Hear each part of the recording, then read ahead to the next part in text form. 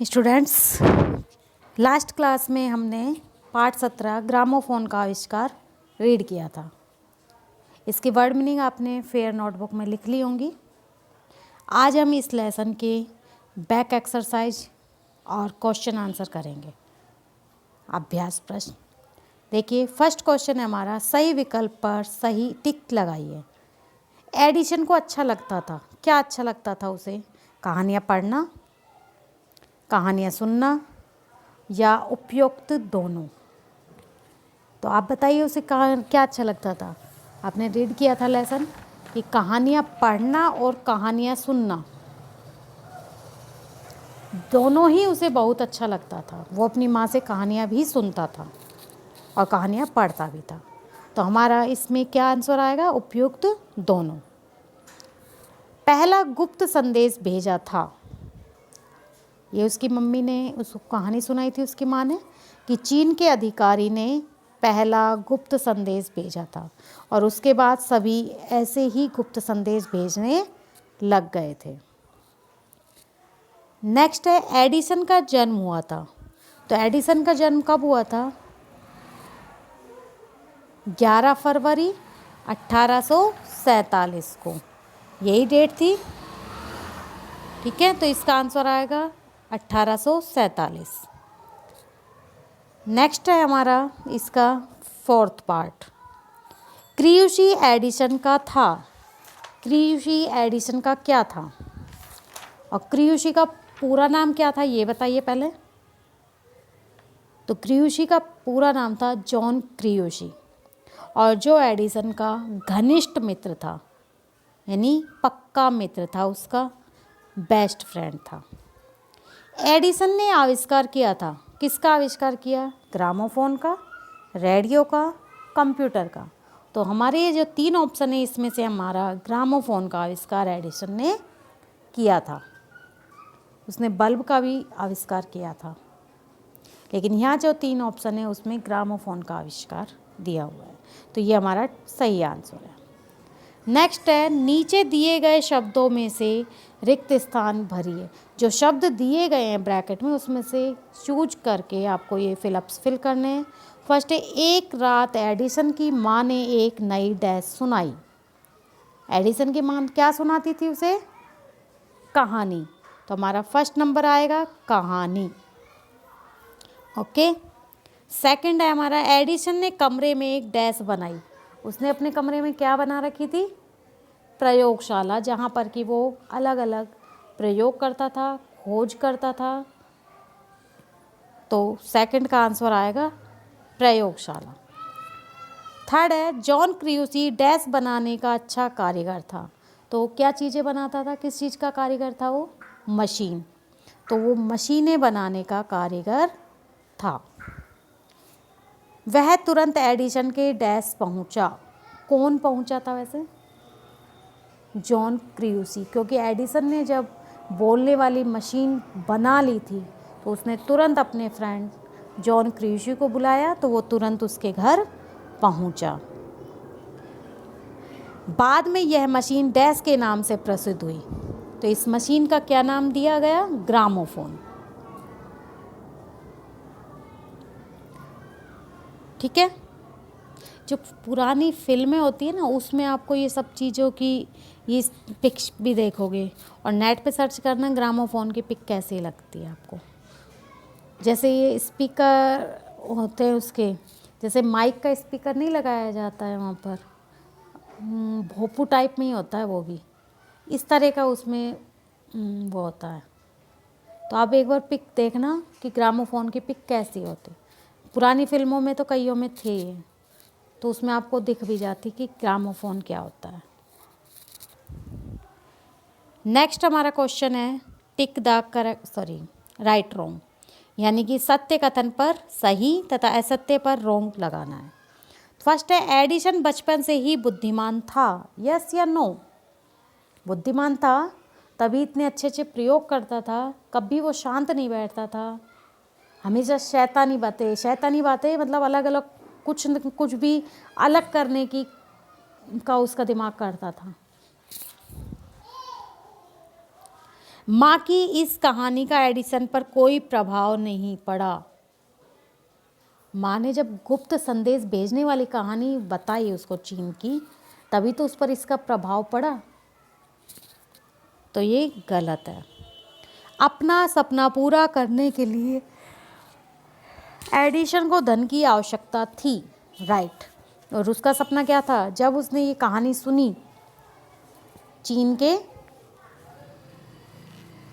वाली की गुप्त संदेश भेजने वाली, तब से उसके दिमाग में ये फितूर बैठ गया, ये सोच हो गई उसकी कि मुझे भी कुछ ऐसा करना है। तो इसके लिए उसे पैसे की आवश्यकता, कोई भी काम करने के लिए पैसे तो चाहिए। कोई भी नया काम करोगे या उसमें कोई भी नई चीज़ ऐड करोगे, उसमें भी चाहिए। मशीन ने एडिसन को की कविता उसकी आवाज़ में कह सुनाई, राइट या रॉन्ग? राइट, क्योंकि मशीन से आवाज़ निकली थी ना। जो सेम कविता एडिसन ने बोली वही मशीन ने बोली 1 मिनट बाद। बिजली के बल्ब का भी आविष्कार एडिसन ने किया था, राइट। राइट। नेक्स्ट हमारे हैं क्वेश्चन आंसर। क्वेश्चन आंसर हम इसमें करेंगे, देखो कि एडिसन कौन था। एडिसन एक महान वैज्ञानिक था। माँ ने एडिसन को कौन सी कहानी सुनाई? कौन सी कहानी सुनाई थी? चीन के एक अधिकारी की, कि वो अपने सम्राट राजा के पास एक गुप्त संदेश भेजना चाहता था। तो ये लिखेंगे हम कि माँ ने एडिसन को चीन के एक अधिकारी द्वारा अपना संदेश अपने सम्राट के पास भेजने की कहानी सुनाई, कि उसने अपना संदेश अपने राजा को, अपने सम्राट को कैसे भेजा, ये कहानी सुनाई। क्वेश्चन नंबर 3 हमारा है, क्रियूशी एडिसन की बातों पर क्यों हंसता था? क्यों हंसता था? क्योंकि क्रियूशी को ऐसा लगता था कि मशीन बोल ही नहीं सकती, जबकि एडिसन इस बात पर जोर दे रहा था। इसलिए वह एडिसन की अटपटी बात सुनकर हंसता था। क्योंकि हम भी, कोई भी इंसान पहले, अब तो बहुत आविष्कार हो गए तो हम नहीं कह सकते, अब तो आपने देखा रोबोट है वो सारे काम इंसान की तरह करता है, तो वो भी तो एक मशीन ही है ना, इलेक्ट्रॉनिक। अब तो इस बात पर विश्वास किया जा सकता है, लेकिन उस ज़माने में ये इस बात पर विश्वास नहीं किया जा सकता था। और इसलिए जॉन क्रियूशी एडिसन की बातों को सुनकर हंसता था। उसे लगता था कि एक मशीन कैसे बोल सकती है, जबकि एडिसन अपनी बात पर अडिग था, वो उस टच से मस नहीं हो रहा था। वो कह रहा था कि नहीं, एक मशीन बोल सकती है। तो इस बात को, इस अटपटी बात को सुनकर क्रियूशी हंसता था। नेक्स्ट क्वेश्चन है हमारा, एडिसन ने अपने मित्र को घर पर क्यों बुलाया था? तो एडिसन ने, पहले तो उसका मित्र कौन था, क्या नाम था उसका? जॉन क्रियूशी। ये आपको लर्न होना चाहिए कि जॉन क्रियूशी को क्यों बुलाया। क्योंकि वह मशीन को मनुष्यों की तरह बात करते हुए दिखाना चाहता था। कि जैसे देखो आपने, जब उसने मशीन बना ली थी तो क्या किया था कि एडिसन ने जैसे ही कविता बोली, सेम डिटो वो कविता मशीन से निकली, वही आवाज़ एडिसन की मशीन से निकली। नेक्स्ट क्वेश्चन है हमारे, ये क्वेश्चन हो गया हमारा। इसके बाद ग्रामर पोर्शन आता है कि नीचे दिए गए शब्दों के शुद्ध रूप लिखिए। फर्स्ट क्वेश्चन है हमारा इसमें, प्रसिद्ध। अब प्रसिद्ध जो वर्ड है ये कैसे लिखते हैं? ये गलत है यहाँ पर, तो हम कैसे लिखेंगे इसको?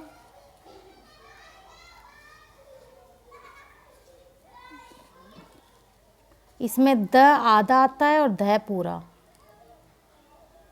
प्रसिद्ध। फिर है प्रसन्नता, इसमें शय शलजम लिखा हुआ है, जबकि ये रोंग है। क्या आएगा इसमें? सलेट वाला आएगा, प्रसन्नता। यानी कि बाकी शय शलजम की जगह सलेट आएगा बस। ये जो सैशलजम है इसको हटा के हम यहाँ सैसलेट लिखेंगे, बाकी सेम। प्रभाव, ये प्रिभाव है, प्री नहीं होता, प्र होता है, यानी पै के नीचे रै का डंडा, ऐसे रै पदेन, और बाकी भा व, प्रभाव। मस्तिष्क, इसमें मस्तिष्क गलत है, मस्तिष्क कैसे लिखेंगे हम आप यहाँ पर, ये वैसे आप अपनी बुक से खुद भी कर सकते हैं क्योंकि बुक में आपके लिखे हुए हैं ये वर्ड, मस्तिष्क। इसके बाद मशीन, मशीन नहीं होता, मशीन होता है, शय शलजम, मशीन। भोंपू,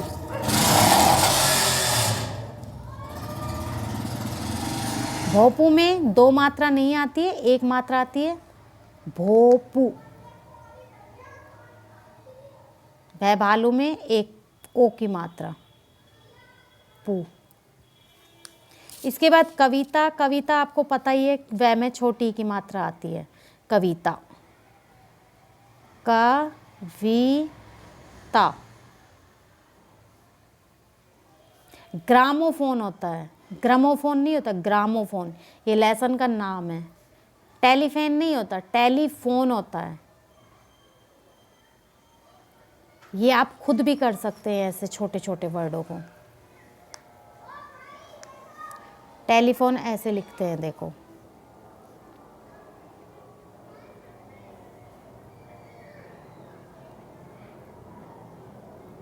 फोन, नैनल।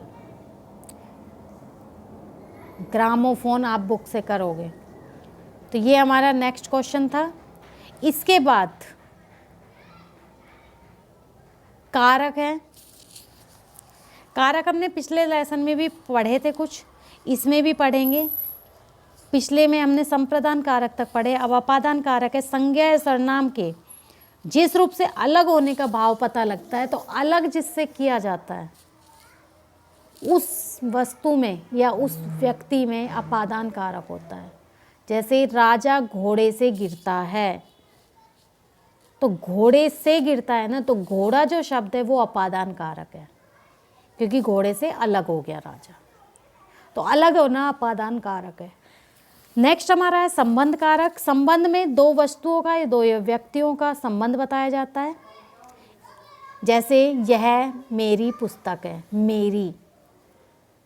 वह राधा की पेंसिल है, राधा की, तो राधा से संबंध है किसका, पेंसिल का। इसके बाद है अधिकरण कारक। किसी भी चीज का, क्रिया का जो आधार होता है वो अधिकरण कहलाता है। जैसे साधु पर्वत पर रहता है, पर्वत पर, पर्वत पर रहता है, तो पर्वत उसका आधार है, तो पर्वत जो शब्द है उसमें अधिकरण कारक है। नेक्स्ट है संबोधन कारक। कि संज्ञा के जिस रूप से किसी को संबोधित किया जाए वो संबोधन कारक है। जैसे हे प्रभु रक्षा करो, कि प्रभु को संबोधित किया गया। हे मोहन तुम इधर आओ, तो मोहन को संबोधित किया गया। ये है कारक। इसके बाद इसका विभक्तियों का प्रयोग करते हुए वाक्य बनाने। पहला है अपादान कारक। अपादान कारक की विभक्ति चिन्ह होता है से। अभी मैंने उदाहरण बताया, तो आप भी लिख सकते हो कुछ भी, कि जैसे गंगा हिमालय से निकलती है, पेड़ से पत्ता गिरता है, बालक छत से गिरता है, जो आपका मन करे। इसके बाद को यानी कर्म कारक। राम ने मोहन को बुलाया,